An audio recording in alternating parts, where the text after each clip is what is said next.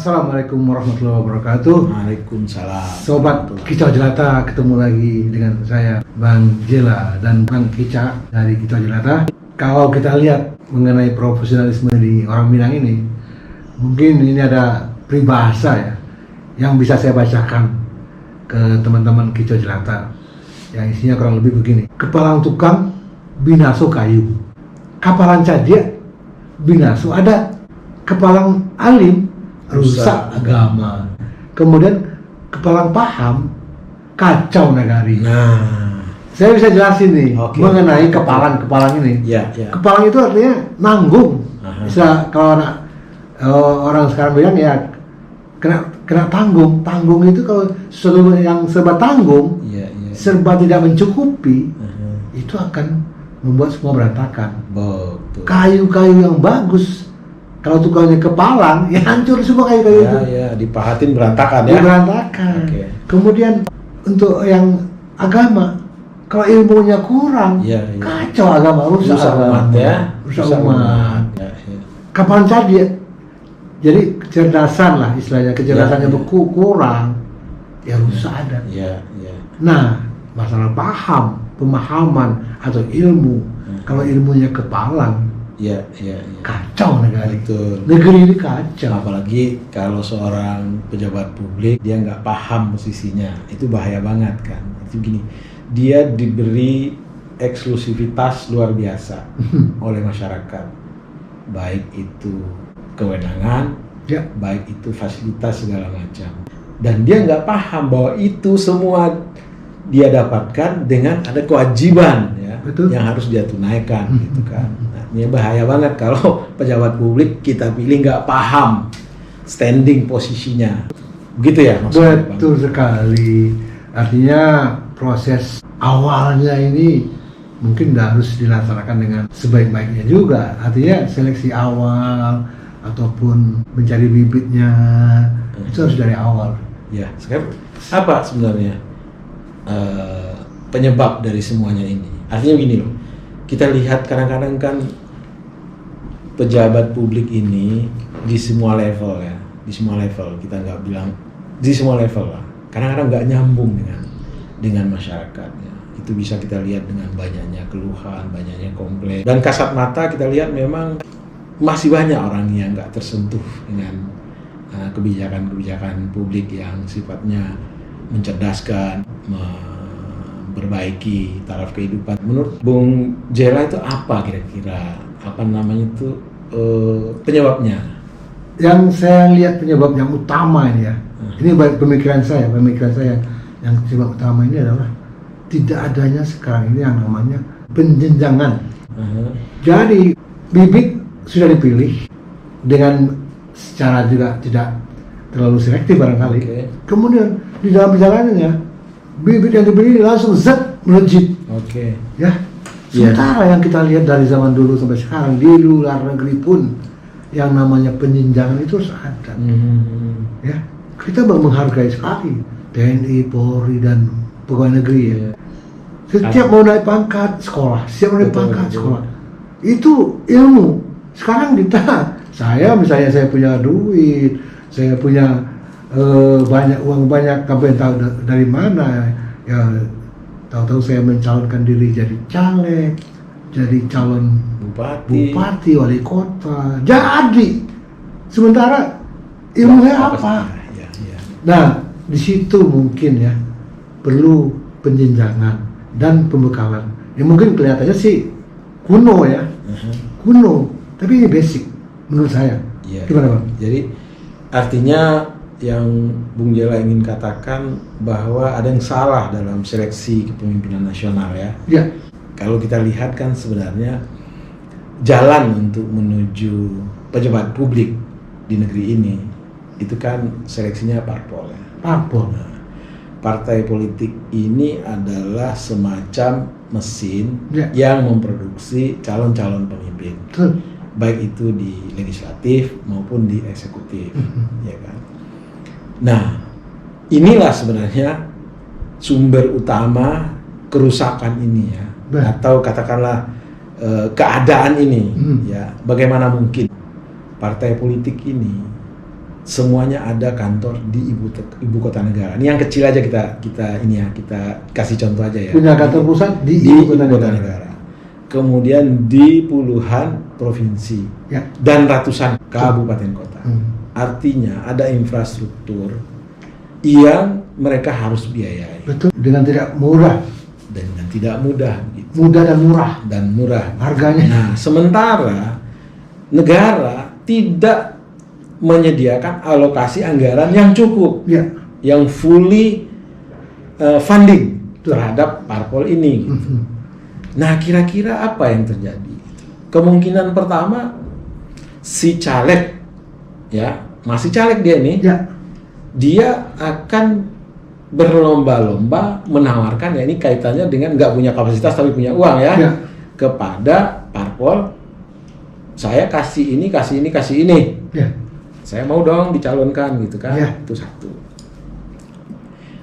Dia diseleksi bukan karena kapasitasnya, tapi karena uang ya. Nah, yang kedua, kalau dia terpilih sebagai caleg, satu, dia tidak punya kapasitas. Betul. Ya kan, apa yang dia bisa bikin untuk republik ini? Dua, dia masuk pakai uang. Ya, ini dianggap dia investasi. Yang harus ada return-nya. Akhirnya semua kewenangan yang dia peroleh ini tentu fokusnya bukan lagi ke maslahatan umum gitu kan. Betul. Nah, ini yang caleg. Kalau dia menjadi pimpinan di daerah, dia punya kewenangan mengelola anggaran. Tetapi di sisi lain dia tahu bahwa dia punya kewajiban ke partainya untuk katakanlah supaya kantor jalan, supaya ada kontribusi ke pusat segala. Udahlah, kita nggak usah tutup mata lah ya. Dan faktanya, buktinya kelihatan, ratusan dari bupati, gubernur itu udah jadi pasien di KPK. Ya kan? Udah ratusan anggota DPR jadi pasien di KPK. Makanya Bang Kicca agak setuju juga dengan statement keras dari Rizal Ramli itu, bahwa demokrasi yang berlaku di Indonesia ini adalah demokrasi kriminal. Gimana menurut Bung Jela? Kembali lagi bahwa setiap orang mau maju, bawa pileg atau jadi legislatif, jadi eksekutif, tujuannya jelas, investasi dari yang mau bilang kan.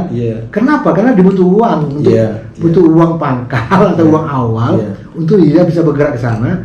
Artinya uang ini seolah-olah investasi. Itu kan yang salah. Betul. Tidak tujuannya untuk suatu kemaslahatan umat atau suatu pengabdian kepada masyarakat atau apa gitu kan. Kalau nggak tujuan investasi, tentu orang akan berpikir bagaimana caranya mengembalikan investasi. Betul. Di zaman sekarang ini, kalau di dalam seorang legislatif atau eksekutif berpikir untuk mengembalikan investasinya dengan cara-cara yang tidak benar, pasti akan berurusan dengan aparat kan. Yang itu sudah terjadi.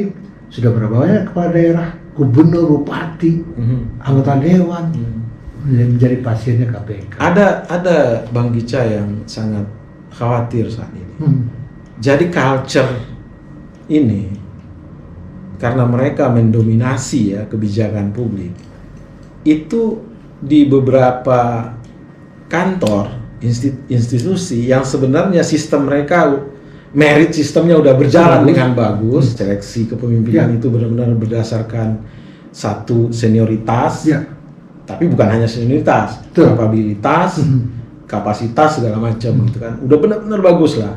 Nah sekarang ini malah diintervensi, diintervensi oleh para politikus ini, sehingga ini kebobrokan di sini bisa apa namanya itu menularkan ke yang lain gitu kan. Ini ada contoh kecil sebenarnya. Salah seorang teman Bang Kicca dia jadi salah seorang katakanlah direktur di instansi A. Gitu. Instansi A ini berurusan dengan salah satu komisi. Harusnya kan hubungan ini kan hubungan profesional aja ya. Betul. Ya, hubungan soal kebijakan publik. Tetapi pada momen-momen tertentu itu minta sumbangan gitu loh. Ya memang dia nggak minta sumbangan buat dia gitu kan, buat konstituennya. Ya ini kan kalau orang bentengnya kuat, dia nggak akan layani.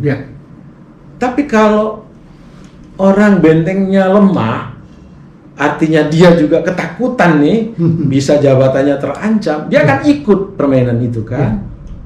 Ini simpel, ya kan? Tetapi ini akan berlanjut lagi.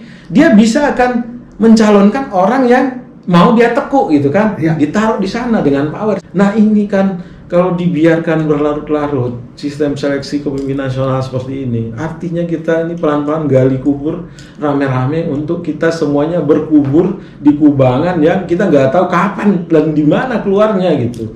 Jadi kita sangat berharap lah sebenarnya apa yang udah diteriakkan oleh para ahli politik di Republik ini, bahwa mari seleksi kepemimpinan nasional dirubah dengan dimulai dari merubah undang-undang partai politik. Rasa-rasanya emang menurut Bang Kica itu perlu menjadi perhatian kita bersama. Betul sekali, Bang. Jadi kita berharap adalah gerakan untuk merubah undang-undang parpol ini ya. Artinya harapan kita parpol itu dibiayai oleh negara, kemudian seleksi kepemimpinan juga mulai dilaksanakan dengan baik, dengan mencari kader-kader terbaik, talent-talent terbaik, yang seperti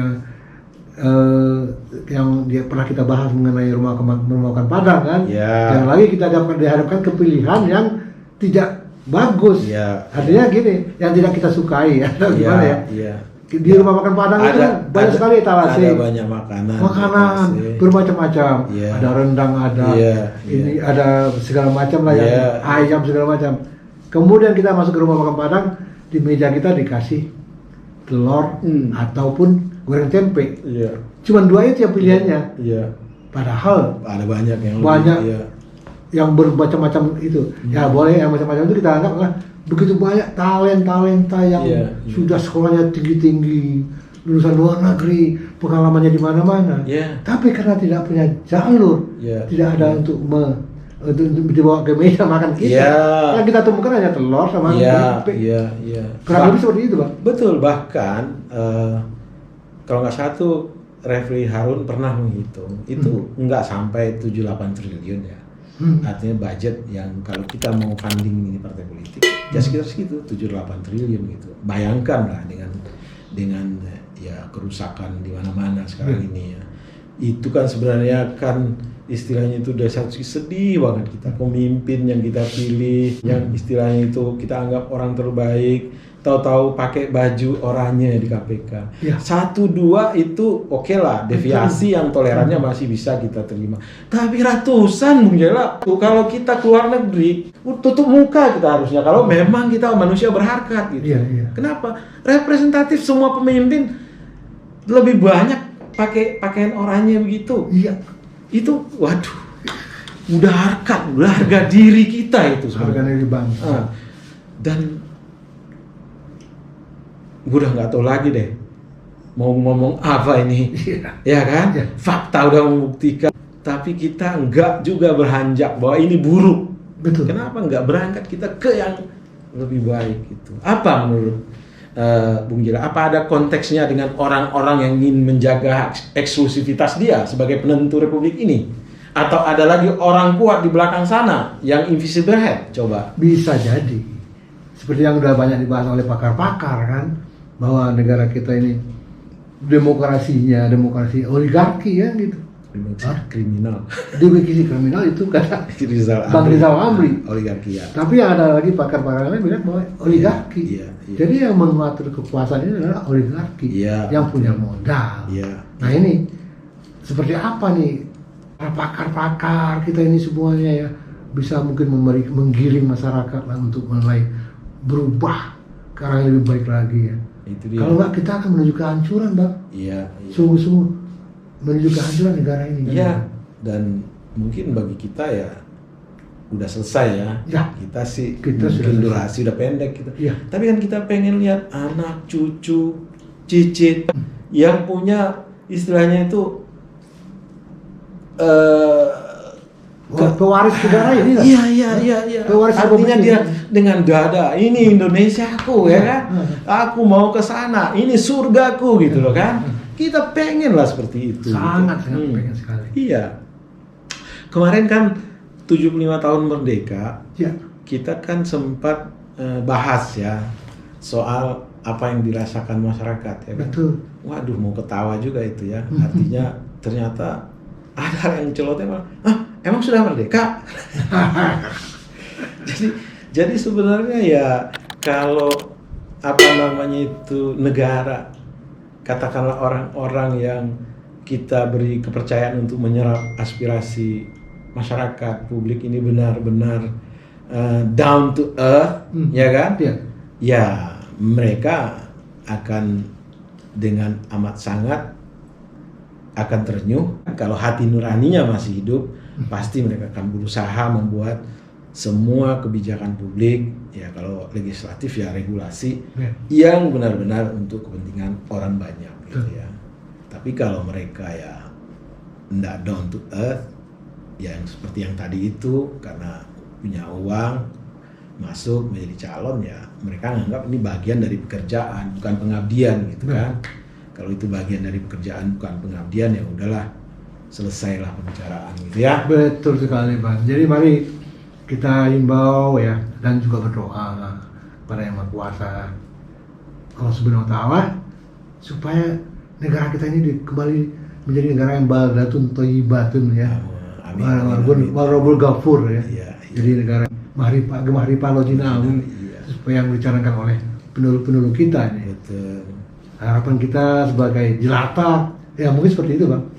Iya, tapi doa saja nggak cukup. Artinya doa itu penutup ikhtiar gitu. Yang penting sekarang ikhtiar gitu. Bagaimana kita mencoba memberi pemahaman kepada anak-anak kita yang dekat aja lah. Ya. Anak kita, ponakan kita, orang kampung kita, bahwa ini negeri sebenarnya yang berdaulat itu kalian, rakyat. Ya. Artinya karena kalian berdaulat, tidak ada tabu, tidak ada takut sejauh membicarakan kebaikan untuk negeri ini. Ya. Jadi nggak ada itu, jangan takut intimidasi segala macam.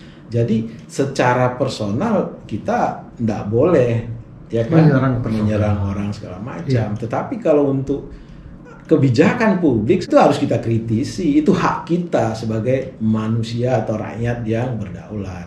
Jadi kita sudah memberikan mandat ke pemimpin untuk memimpin kan? Ya. Mandatori. Artinya kekuasaan sudah dipegang. Tapi kan ada yang bilang bahwa kekuasaan cenderung korup ya. Betul. Nah untuk supaya tidak korup, ya kita harus peduli. Kita harus coba mengawasi, bantu mengawasi. Iya. Ya pengawasan itu artinya kepedulian kita lah. Iya. Memberikan masukan terbaik. Iya. Jangan juga setiap ada kebijakan langsung dikritisi, langsung dilawan. Iya. Lihat dulu. Iya.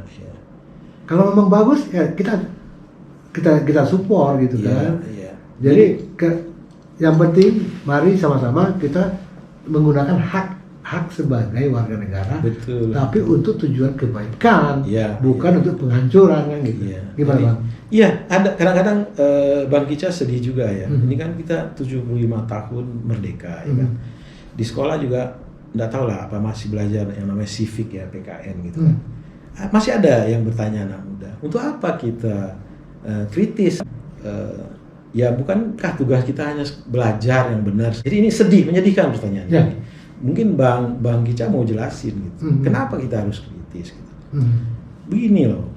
Negeri ini kita percayakan dikelola oleh orang yang kita pilih. Ya. Baik di pusat maupun di daerah.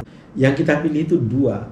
Satu adalah eksekutif yang akan mengaplikasikan kebijakan-kebijakan sesuai dengan undang-undang.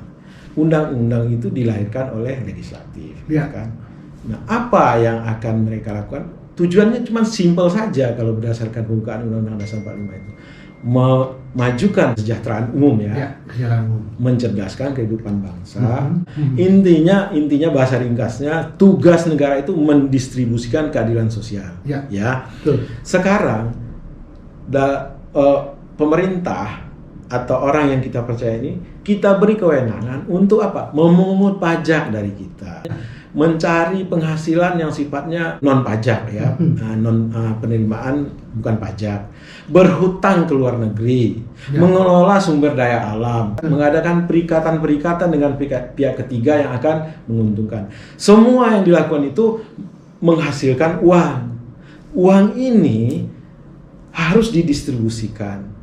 Nah, di sini fungsi kita mengawasi. Apakah uang yang dikumpulin atas nama kita ini benar-benar dimanfaatkan untuk kesejahteraan kita? Ya. Apakah distribusi keadilan sosial itu berjalan dengan benar? Itu yang perlu kita kritisi. Kenapa? Ya karena berkaitan langsung dengan kita, berkaitan langsung dengan kehidupan kita. Makanya kita harus tahu persis apa yang menjadi kebijakan publik, latar belakangnya apa, kemudian ini apakah benar ini berimplikasi ke orang banyak atau tidak, itu yang perlu kita kritisi.